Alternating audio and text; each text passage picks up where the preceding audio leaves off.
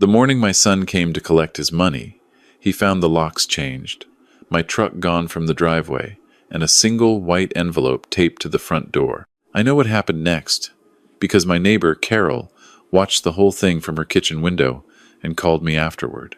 She said he stood there for a long time, just staring at that envelope like he couldn't decide whether to open it. Then he did.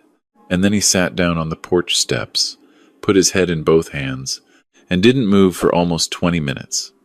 Carol asked if she should call someone. I told her no. I told her this was exactly what was supposed to happen, but I'm getting ahead of myself. Let me go back 8 weeks, to the Sunday afternoon when everything started unraveling, and explain how a 4-year-old retired firefighter from Medford, Oregon ended up teaching his grown son the most expensive lesson of both their lives. My name is James Calloway. Most people call me Jim. I spent 31 years with the Jackson County Fire District, starting as a rookie who could barely lift the hose and finishing as a battalion chief who'd seen more than I ever wanted to see. I retired 3 years ago, mostly because my knees said enough, and partly because my wife Patricia had been diagnosed with a brain aneurysm, and we wanted time together while we still had it. We got 14 months. She passed quietly on a Tuesday morning in March, sitting in the garden she loved, a cup of coffee going cold on the table beside her. The doctors said she probably didn't feel any pain. I've chosen to believe them. Patricia and I raised our son, Tyler, in a 3-bedroom house on the south side of Medford, the same house I still lived in after she died. We gave him a good life. Not extravagant, but solid. Piano lessons, Little League, a used car when he turned 17 because he'd kept a B average like we'd agreed. Patricia was the kind of mother who baked cookies for his teachers and stayed up past midnight helping him with history papers. I coached his soccer team for 4 years, even though I worked 24-hour shifts. We showed up. We tried. That's what I told myself anyway in the quiet months after Patricia died, when I started to honestly examine the man our son had become. Tyler was 31. He'd married a woman named Amber 6 years ago at a ceremony that cost more than my first year's salary as a firefighter. They lived in a new development outside Ashland, drove 2 leased vehicles that got traded in every 3 years, and took vacations to places I'd never been able to afford when I was his age. Tyler worked as a regional sales director for a medical device company, which paid well, though apparently not well enough for the life he and Amber had decided they deserved. I noticed the signs over the years, but told myself it wasn't my business. They were adults. Adults made their own choices. It was a Sunday in late October, when Tyler called and asked if he and Amber could come over. He said it was important. His voice had that specific tightness to it, the one I'd learned to recognize over 30 years of fire service as the voice of someone who already knows the situation is bad and is bracing for it to get worse. I said, "Of course. Come for dinner. I'll make the chili Patricia always liked." They arrived at 6. Amber had a folder under her arm. Tyler was dressed like he was going to a job interview, which struck me as odd for a Sunday dinner at his father's house. We ate first. Nobody mentioned whatever they'd come to say. We talked about the weather and a hiking trail near Crater Lake that I'd been meaning to check out. Then Tyler pushed his bowl aside and looked at me the way I imagine a man looks at the ocean right before he jumps. "Dad, my restaurant is in serious trouble." I set down my spoon. "What restaurant?" Tyler had opened a farm-to-table restaurant in downtown Ashland 8 months ago. He'd mentioned it once in passing during one of our Sunday phone calls, framed it as a side investment, something a friend was managing while Tyler kept his day job. I hadn't asked many questions. I wish I had. It turned out Tyler was the primary investor. He'd put in his own money, borrowed from 2 private investors, and taken out a business loan against the equity in his house. The restaurant had been bleeding money from the beginning, a combination of high rent, inexperienced staff, and a menu that Amber admitted, somewhat reluctantly, nobody in Ashland seemed to want at those prices. They needed an infusion of cash to make it through the slow winter season. They had projections showing a profitable spring if they could just stay afloat until March. "How much?" I said. "Because that's always the question, isn't it?" Tyler looked at Amber. Amber opened the folder. $180,000. I picked my spoon back up and finished my chili. I needed a moment. Then I asked them to leave the folder and said I'd think about it. Tyler said they needed an answer by the end of the week because payroll and February rent were both coming due. I said I understood. I walked them to the door, watched the leased SUV pull out of my driveway, and then I sat at Patricia's kitchen table for a long time in the quiet. $180,000 was not a sum that would ruin me, but it was a sum that would significantly change my situation. After Patricia's life insurance, after the pension from 31 years at the fire district, after selling the small cabin we'd owned up near Klamath Lake because I couldn't go there alone, I had a little over $300,000 in accessible savings and another $200,000 in retirement accounts I couldn't touch for 2 years without a tax penalty. Tyler knew this because we'd talked about it openly after Patricia died, when I'd updated my will and walked him through where everything was. He'd been grateful then, attentive. I remembered thinking it was good that he and I had that kind of honesty between us. Now I was reconsidering what that honesty had actually been for. I didn't sleep. Instead, I did something I'd gotten very good at over 31 years of incident command. I gathered information before I made a decision. First, I called a buddy of mine from the firehouse, Dennis, who had retired 2 years before me and opened a small barbecue catering business. I asked him what his first-year startup costs had looked like. He laughed and said he'd spent $11,000 in year one, including equipment, licensing, insurance, and a truck wrap. He asked why I was asking. I told him I was just curious. I wasn't ready to share yet. Then I looked up the restaurant online. It had a website and about 40 reviews on Yelp, mostly 3s, a few 2s, 2 5s that read like they'd been written by Amber. The photos looked nice. The prices looked ambitious. The most recent review was from 6 weeks ago, which usually means a place isn't doing enough business to generate new reviews. Then I called my old colleague Reyes, who'd gone into commercial real estate after leaving the department.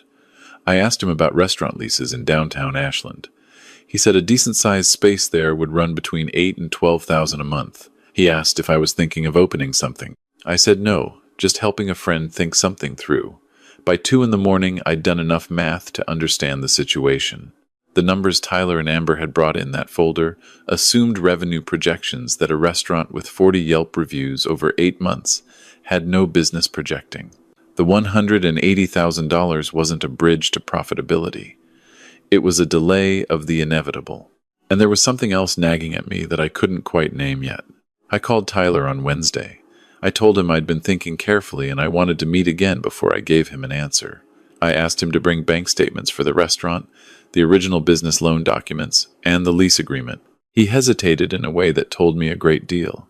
He said those were just paperwork, that this was a matter of trust, that I was his father, and he shouldn't have to prove himself to me. I told him calmly that I wasn't asking him to prove anything. I was asking to see documentation the way any reasonable person would before committing that kind of money. I told him I'd done the same thing when we refinanced the house 20 years ago. I asked him if he had the documents or not. He said he'd have to pull them together. He'd bring them Saturday. Saturday came. Tyler arrived alone. No Amber. He had a manila envelope with him. I made coffee, and we sat at the kitchen table. He handed me the envelope without making eye contact. The lease was real. The business loan was real. But the bank statements told a different story than the spreadsheet Amber had presented the previous Sunday. The restaurant's business account showed a pattern that wasn't consistent with a cash flow problem caused by a slow season. It was consistent with a business that had never been viable. And more importantly, it showed a series of transfers out of the business account into what appeared to be a personal account. Small amounts, a few hundred here, 1,000 there, spread out over several months. I looked at my son across the table. I knew that face. I'd known it since he was 4 years old and told me he hadn't touched the paint he'd clearly been painting with. I asked him directly, "Tyler, what is the money actually for?" The silence lasted long enough that I had my answer before he spoke. It came out in pieces, the way confessions usually do when someone has been holding a story in too long. The restaurant was real, but it was already past saving, and Tyler knew it. The 8 months had burned through his personal savings, his home equity loan, and most of Amber's parents' retirement contribution, which they'd given willingly and which Tyler hadn't told me about. There were credit cards, too, lines of credit. A personal loan from an old college friend who was now threatening to take legal action. The total debt picture, when Tyler finally laid it out on my kitchen table like a crime scene, was closer to $300,000. The restaurant was just the most recent and most visible piece of it. When did this start? I asked. He rubbed the back of his neck. Honestly, Dad, a long time ago. Right after we got married. We just kind of kept pushing the ceiling up. Every time we hit a limit, we found another way to extend the limit. Did Amber know everything? He looked at the table. Most of it, not all of it. I thought about Patricia, about the 2 jobs she'd worked the year Tyler was in high school so we could help him with college. About the vacation we'd postponed 3 years in a row because we were putting money aside for his future. I thought about the look on her face the day he graduated, how she'd grabbed my arm so tight I could feel her shaking with pride. And then I thought about my son, sitting across from me now, asking me to hand over the money we'd saved across a lifetime so that he could go on not dealing with consequences for a little while longer. I am not angry at you, I said, but I am not giving you this money. His head came up fast. I need you to hear me carefully, I continued. I'm not saying no because I don't love you. I'm saying no because if I give you $180,000 and it buys you 6 months, you will be back here in 6 months asking for more. The restaurant will still fail. The debt will still be there. And I will have spent my retirement fund and you will have learned exactly nothing. That's not help, Tyler. That's just a longer fall. He tried several angles. He told me Patricia would have helped. I told him his mother would have cried and held him and told him she loved him. And then she would have told him no, because Patricia was smart and she loved him enough to want him to be strong. He told me I was choosing money over family. I told him that was not a sentence that meant what he thought it meant. He told me Amber was threatening to leave if they lost the house. I said that was between him and Amber, and I was very sorry to hear it, but it wasn't a reason to give him money that would only delay that conversation. He left without the money. He didn't slam the door. He just left, and the house was very quiet afterward. That night, I called my younger sister, Donna, who lived in Bend, and had always been the clearest thinker in the family. I told her everything. She listened without interrupting, which was one of the things I'd always loved about her. When I finished, she said, "Jimmy, you did the right thing." Then she said, "Are you okay?" And I realized I wasn't entirely sure. What I was sure about was that I wasn't done, because the following morning I received a voicemail from Tyler that was different from anything he'd said to my face. It was longer, more structured. He talked about how I'd let him down. He talked about all the things he and Amber had given up to be near me after Patricia died. He talked about how he'd always assumed the house would eventually come to him, and that knowing I was sitting on assets he'd need someday made the current situation feel like I was being deliberately cruel. Then at the end, very quietly, he said that if I wasn't willing to help him voluntarily, he'd spoken to someone who said there might be legal avenues to protect a family member from making poor financial decisions in the years following a major bereavement. I listened to that voicemail twice. Then I called my attorney. Her name was Sandra Webb, and she'd handled Patricia's estate. I'd known her for a decade and trusted her judgment completely. I went to her office the next morning and played her the voicemail. She listened with her hands folded on her desk. When it finished, she looked at me over her glasses and said, "He's suggesting a conservatorship or incompetency claim. It won't go anywhere, but the process itself can be disruptive and unpleasant. Let's make sure there's nothing for it to grab onto." We spent the following week restructuring everything. My house, which I owned free and clear, went into a revocable living trust with Sandra as trustee and my sister Donna as successor. My savings accounts were moved to a new institution. My retirement accounts had their beneficiary designations updated to reflect a charitable organization that Patricia and I had discussed years ago, a local hospice that had cared for her in her final weeks. My will was rewritten. Tyler was not excluded from it, but his inheritance was conditional. 5 consecutive years of demonstrated financial stability, verified by a certified financial counselor, before any assets could be transferred. If those conditions weren't met within 15 years, everything went to the hospice and to a scholarship fund at the community college where Patricia had taken art classes on Saturday mornings. Sandra said, "Are you sure about this? Not about the legal structure, which is sound. I mean the decision itself." I told her I'd never been more sure of anything since the day I walked into a burning warehouse on Harbor Street and pulled a man out who hadn't even known he was in trouble yet. Sometimes the most important thing you can do is go in anyway. I had the locks rekeyed. I called Donna and told her I was coming to Bend for an extended stay. She said her spare room had been waiting for me for 3 years. I packed what I needed, which turned out to be considerably less than I'd expected, loaded my tools and my woodworking equipment into the truck, arranged for a property management company to handle the house, and left the white envelope taped to the front door. Inside the envelope was a single typed letter. It told Tyler what I'd done and why. It told him I loved him. It told him that nothing I had done was designed to punish him, only to stop enabling a pattern that was going to destroy him if somebody didn't interrupt it. It told him that the door between us was not closed, but that I would not be opening it by writing checks. It ended with the name and number of a credit counseling nonprofit in Ashland that I'd looked up, along with the number for a therapist who specialized in financial anxiety and couples in crisis. Then I drove north on I-5 with the windows down and the mountains on my right, and for the first time in longer than I could honestly remember, I felt like I was moving towards something instead of waiting for something to hit me. Bend was different from Medford. Smaller in some ways, livelier in others. Donna's neighborhood had a walking trail that ran along the Deschutes River, and I took it every morning, which was something I'd been meaning to do for years and never had time for. I set up my tools in Donna's garage with her permission and started working on a rocking chair I'd had the plans for since before Patricia died. The wood was cherry. Patricia had always said she wanted a cherry rocking chair for the porch. I was going to build it anyway. Tyler called 3 times in the first 2 weeks. I didn't answer. I wasn't ready, and I'd learned enough about fire behavior to know that sometimes you need to let a blaze burn down before you can safely enter. I sent him a text after the 3rd call that said, "I'm well. I'm not ready to talk yet. I'll call you when I am." He responded with a single period, which told me he'd read it and had nothing else to say. The call I wasn't expecting came from Amber, 2 weeks after I'd left Medford. Her voice was different from every previous time we'd spoken. No polish, no positioning, just tired. She said, "James, I think I owe you an apology. I wasn't sure what to do with that, so I just said, 'I'm listening.'" She said she'd been going through everything since I'd said no. The actual numbers, the actual picture. She said Tyler had been managing the information she received in a way she now recognized as controlling. She hadn't known about the loan from his college friend.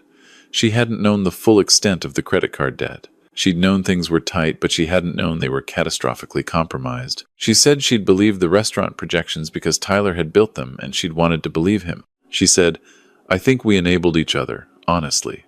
I like nice things. I always have." Tyler knew that, and I think he kept finding ways to give me what I wanted because he was afraid of what would happen if he couldn't. And I let him. I didn't look too closely because the life looked right even when it wasn't. I asked her how things stood between them. She said she didn't know. She said Tyler was in a bad place and she wasn't sure if they could come back from the amount of dishonesty that had accumulated. But she was trying. She said he'd agreed to see a counselor, and that he'd started going alone first, which the counselor had apparently suggested. I told her I appreciated her calling. I meant it. After we hung up, I sat on Donna's porch and watched the sky over the Cascades go purple at the edges. I thought about the years Patricia and I had spent building something together. The early years when there was never quite enough. When we drove a car with a cracked exhaust manifold for 18 months because we couldn't afford to fix it. When our vacations were camping trips, because camping was what we could do. I thought about how neither of us had ever thought of those years as deprivation. We'd thought of them as building. That was what I wanted for Tyler. Not punishment, building. My brother-in-law, Frank, Donna's husband, was a retired high school shop teacher who'd spent decades teaching kids that the only way to know if a joint was strong was to put weight on it. He and I worked in the garage together some evenings, him on a cabinet he was refinishing, me on the cherry rocking chair. We didn't talk a lot. We didn't need to. It was the kind of companionship I hadn't known I was missing. Frank said one night without looking up from what he was doing, "Donna told me about your boy." I said yes. He said, "I had a student once, brilliant kid, could build anything. His parents did everything for him, fixed every mistake before he even knew he'd made it." I asked Frank what happened to him. He said he got to be about 35 and realized he didn't know how to do anything on his own. Almost destroyed him. Then he said, "Some kids need to fall. Not because falling is good, because getting up is." I didn't say anything. but I held on to it. The restaurant closed in December, 6 weeks after I'd left Medford. Tyler texted me a one-sentence message about it. I responded that I was sorry and that I hoped he was taking care of himself. He didn't reply. Sandra forwarded me a letter she'd received from an attorney representing Tyler, challenging the trust structure on the grounds that I'd acted under duress and without sound mind following Patricia's death. Sandra's response was 4 pages long, documented, and airtight. I'd passed a voluntary cognitive assessment the week after the restructuring. The challenge went nowhere. I heard from Tyler's college friend through a mutual acquaintance that Tyler had agreed to a repayment plan on the personal loan. It wasn't much, $50 a month to start, but it was something. The restaurant investors were being negotiated with separately. The house in Ashland was listed for sale in January. Christmas was quiet. Donna and Frank had their daughter's family over, grandchildren filling the house with noise. I made cookies from Patricia's recipe and felt her presence in the kitchen like a warm current, not sad exactly, just present. I called Donna's grandchildren by the wrong names at least 3 times, and was corrected with great seriousness each time, which made me laugh more than I'd laughed in months. Tyler did not call on Christmas. He called in February, on a Thursday afternoon when I was in the garage putting the final finish coat on the rocking chair. I almost let it go to voicemail out of habit. Then I answered, "Dad, Tyler." The silence lasted long enough that I could hear him breathing, and then he said, "I don't even know how to start this." I said, "Start wherever you are right now." He started in the middle and worked outward, which was the most honest way to do it. The restaurant was gone. The house had sold for less than what was owed, but enough to eliminate most of the mortgage. He and Amber were renting a 2-bedroom apartment in Medford. He'd been let go from his sales director position during a company reorganization in November, which he hadn't told me because he hadn't told anyone, and he'd been working since January as an account rep for a small medical supply company, a significant step down in title, a reduction in pay, and the first time in 6 years he'd been in a role where nobody was managing anyone other than himself. He said it was humbling. He said that was probably not a strong enough word. He'd started seeing a therapist in October and a financial counselor in December. He said the financial counselor had assigned him homework that included writing down every purchase above $20 in a notebook by hand, daily. He said it was the most uncomfortable thing he'd ever done. He said the first 2 weeks of looking at that notebook made him feel like someone was showing him a photograph of himself he didn't recognize. "Dad," he said, "I'm not calling to ask for anything." "I know," I said. "I'm calling because my therapist told me I had to decide whether I was going to keep being angry at you or whether I was going to try to understand what you actually did and why. And I spent about 3 months just being angry. And then I spent about a month just being ashamed. And now I'm somewhere on the other side of that, where I'm trying to be honest." I asked him what honest looked like right now. He said, "Honest looks like I understand why you said no. I don't just mean I get it intellectually. I mean I actually understand it now in my body, the way you understand something when you've lived it. You would have given me money that I would have burned through in 6 months, and I would have come back for more, and I would have blamed you when it didn't save me, and I would have taken from you what Patricia and you spent your whole lives building. And you didn't let me do that to either of us." Neither of us said anything for a moment. He said, "I was so angry that morning when I found the locks changed. I sat on that porch for I don't know how long. Carol came out at some point and asked if I was okay. I told her to mind her own business, which I'm embarrassed about now. I told him Carol was a resilient woman. He made a sound that was almost a laugh. He asked how I was doing. I told him about Bend, about the river trail, about the rocking chair. He asked if Patricia had ever seen the plans for it. I told him no. She'd described what she wanted years ago, and I'd sketched it out later, when I was ready. He said that sounded like something she would have loved. I said I thought so too. It was a small exchange, but it was the first one in months that felt like us. Before we hung up, he asked if there was any possibility of seeing me sometime. "Not right away," he said quickly. "I know there's a lot to rebuild, but sometime, when it makes sense." I said yes. When it makes sense. Spring came to Bend like it always does, aggressively and without apology. The river trail got crowded with joggers and dog walkers and young couples pushing strollers. I walked it every morning anyway, early enough to have it mostly to myself. I found a woodworking group that met on Tuesday evenings at a community space downtown, mostly retirees. One woman who'd been a carpenter for 30 years and could do things with a dovetail joint that made Frank's eyes go wide when I described them. I brought the rocking chair to the first meeting I attended as a finished piece, just to have something to show. The woman, whose name was Eleanor, turned it over in her hands and nodded slowly and said I had good bones. I told her that was the nicest thing anyone had said to me in recent memory. I started making furniture with intention for the first time. Not just hobby work, but pieces I designed, pieces with specific proportions and specific purposes. Eleanor helped me improve my joinery. Frank and I built a workbench together that occupied most of one wall of Donna's garage and became the center of our shared evening routine. I sold 2 pieces through a local antique shop and put the money aside without spending it for 3 weeks, just to feel what it was like to earn something with my hands again. Sandra called in April to let me know that all legal challenges to the trust had been formally withdrawn. She said Tyler's attorney had submitted a letter acknowledging that the restructuring had been carried out competently and in good faith. She said she thought that letter had probably cost Tyler something to agree to, and she said it in a way that was kind rather than clinical. I thought about calling him that evening but decided to wait. Some things need more time than you want to give them.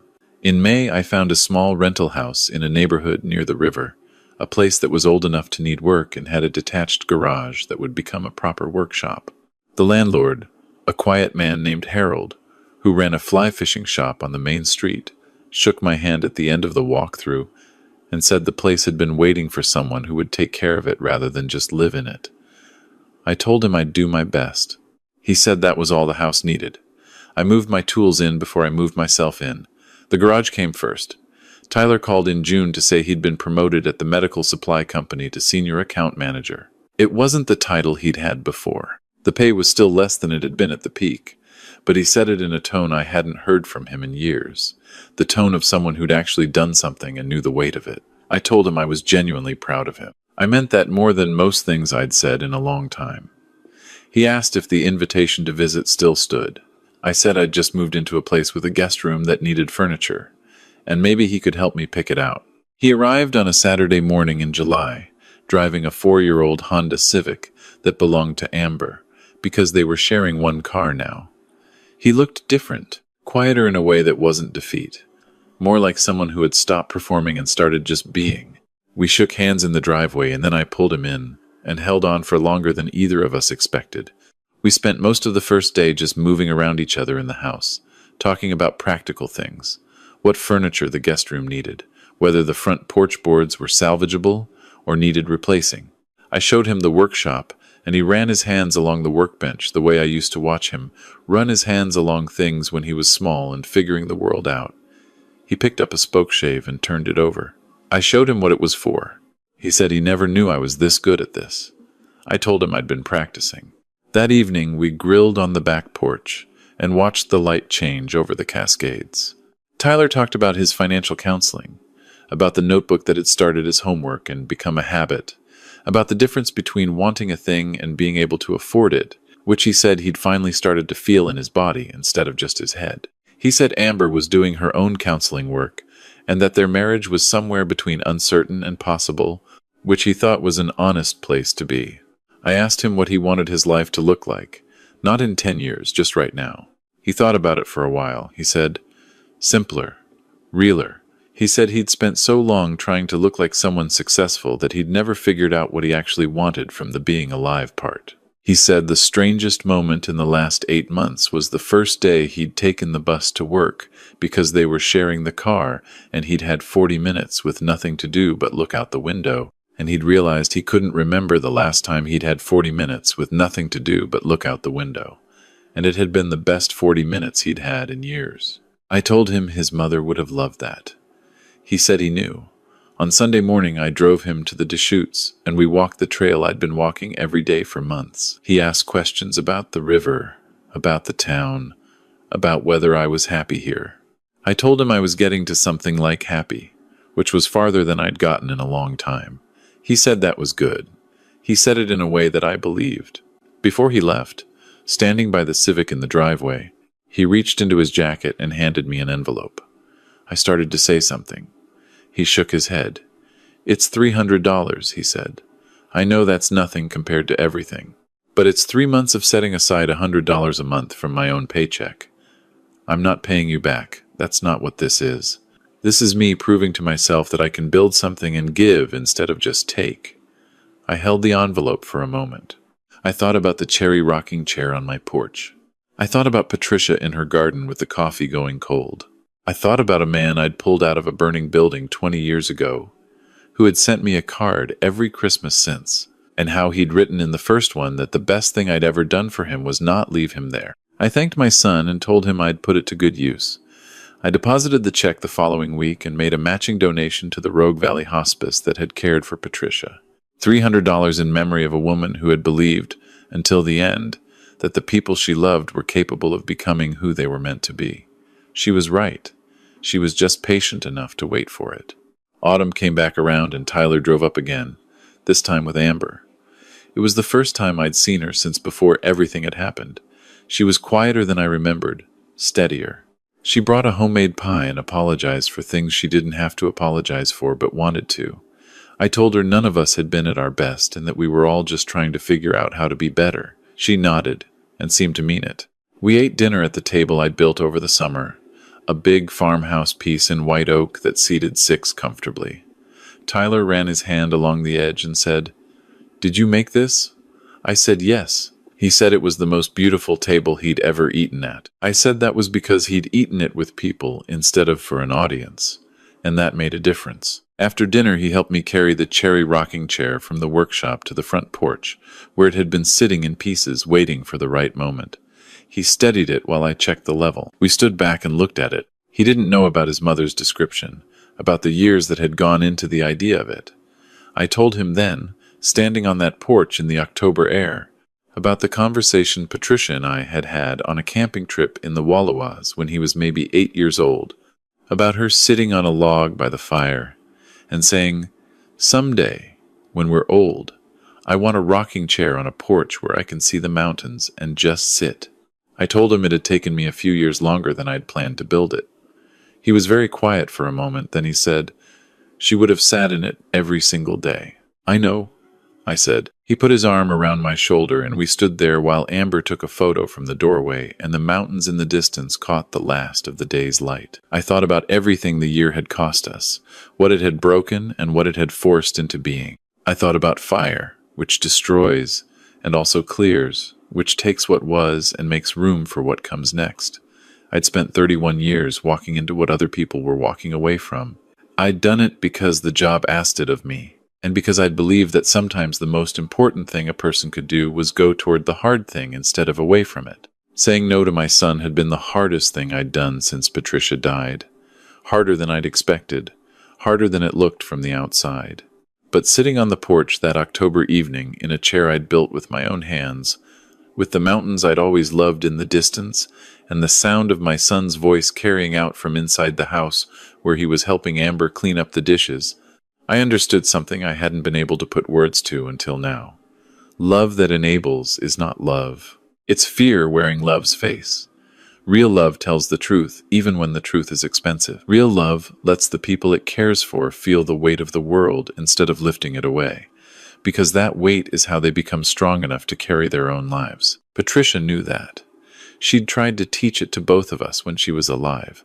I just needed time, and a burning building, and a locked door, to finally learn it for myself. The rocking chair sits on my porch. On clear mornings I bring my coffee out and watch the light come over the mountains and think about Patricia in her garden on that last Tuesday in March. I don't think she suffered. I've chosen to believe that too. I think she sat in her garden and watched the light change, the way she always loved to, and then she went quietly the way she'd always wanted to go, without fuss, without asking anything of anyone. I think if she could have chosen her last site, it would have been exactly that.